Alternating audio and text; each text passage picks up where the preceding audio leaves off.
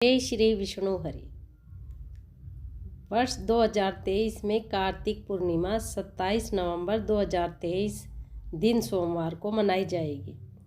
धार्मिक मान्यताओं के अनुसार हर साल कार्तिक शुक्ल पूर्णिमा तिथि पर कार्तिक पूर्णिमा व्रत तथा देव दीपावली पर्व मनाया जाता है। दीपावली के 15 दिनों के बाद कार्तिक पूर्णिमा के दिन यह खास पर्व पड़ता है। हिंदू धर्म में कार्तिक पूर्णिमा का बहुत ही महत्व बताया गया है।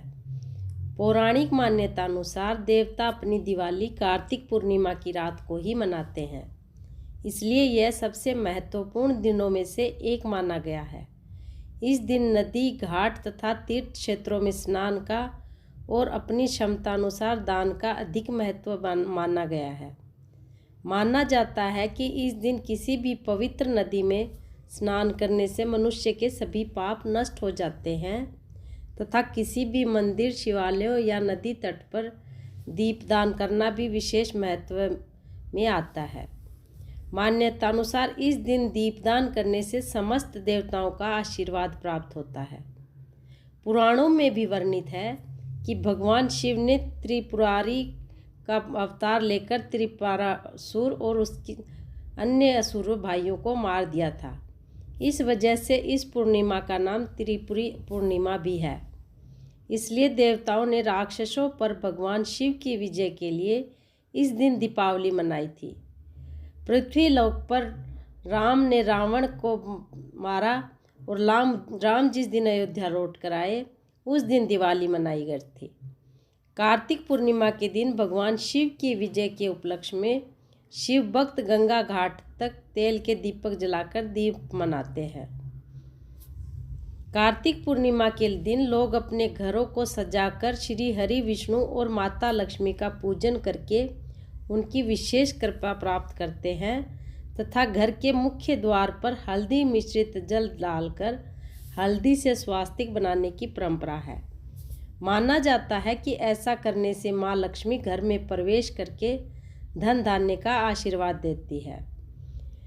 कार्तिक पूर्णिमा की पूजन विधि को करने के तरीके में यह आता है कि 27 नवंबर सोमवार को कार्तिक पूर्णिमा के दिन सुबह उठकर ब्रह्म मुहूर्त में स्नान करें।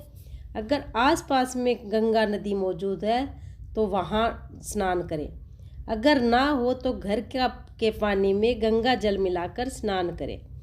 सुबह के वक्त मिट्टी के दिए में घी या तिल का तेल डालकर दीपदान करें। भगवान श्री विष्णु का पूजन करें। इस दिन घर में हवन कराएं अथवा पूजन करें। घी, अन्न तथा खाने की कोई भी वस्तु दान जरूर करें। सायंकाल के समय किसी भी मंदिर में दीपदान करें। इस दिन श्री विष्णु सहस्त्रनाम और विष्णु चालीसा का पाठ करें। कार्तिक पूर्णिमा का व्रत करें। अगर आप व्रत नहीं कर पाते तो भी कार्तिक पूर्णिमा की कथा सुनने से बहुत पुण्य मिलता है। कार्तिक पूर्णिमा की कथा इस प्रकार है। इस कथा के अनुसार तारकासुर नाम का एक राक्षस था। उसके 3 पुत्र थे, तारकश, कमलाकश तथा विंध्युन्माली। भगवान शिव के बड़े पुत्र कार्तिकेय ने तारकासुर का वध किया। अपने पिता की हत्या की खबर सुन तीनों पुत्र बहुत दुखी हुए। तीनों ने मिलकर ब्रह्मा जी से वरदान मांगने के लिए घोर तपस्या की। उनकी तपस्या से ब्रह्मा जी प्रसन्न हुए और बोले कि मांगो, क्या वरदान मांगना चाहते हो। तीनों ने ब्रह्मा जी से अमर होने का वरदान मांगा, लेकिन ब्रह्मा जी ने अमर होने के वरदान के लिए इनकार कर दिया और कहा कि इसके अलावा कोई दूसरा वरदान मांगो, क्योंकि अमर होने का वरदान किसी को नहीं मिलता। तीनों ने मिलकर फिर सोचा और इस बार ब्रह्मा जी से 3 अलग नगरों का निर्माण करवाने के लिए कहा, जिसमें सभी बैठकर सारी पृथ्वी और आकाश में घूमा जा सके। 1000 साल बाद जब हम मिले, हम तीनों के नगर मिलकर एक हो जाएं और जो देवता तीनों नगरों को एक ही बाण से नष्ट करने की क्षमता रखता हो वही हमारी मृत्यु का कारण बने।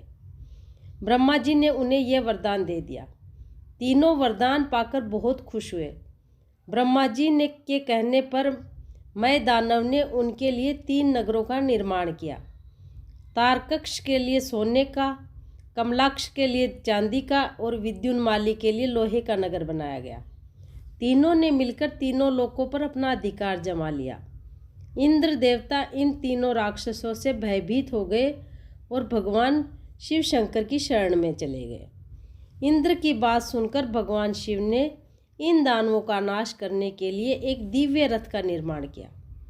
इस दिव्य रथ की हर एक चीज़ देवताओं से बनी। चंद्रमा और सूर्य से पहिए बने। इंद्र, वरुण, यम और कुबेर रथ के चार घोड़े बने। हिमालय धनुष बने और शेषनाग प्रत्यंचा बने। भगवान शिव खुद बाण बने और बाण की नोक पर अग्निदेव। इस दिव्य रथ पर सवार हुए खुद भगवान शिव। भगवानों से बने इस रथ और तीनों भाइयों के बीच घमासान युद्ध हुआ। जैसे ही तीनों रथ एक सीध में आए, भगवान शिव ने बाण छोड़ तीनों का नाश कर दिया। यह वध कार्तिक मास की पूर्णिमा को हुआ, इसलिए इस दिन को त्रिपुरी पूर्णिमा नाम से जाना जाने लगा। इस वध के बाद भगवान शिव को त्रिपुरारी कहा जाने लगा। अतः कार्तिक पूर्णिमा के दिन इस कथा को पढ़ने का बहुत अधिक महत्व है। इस कथा के पढ़ने से घर में धन धान्य, सुख संपदा और समृद्धि आती है। जय भोलेनाथ।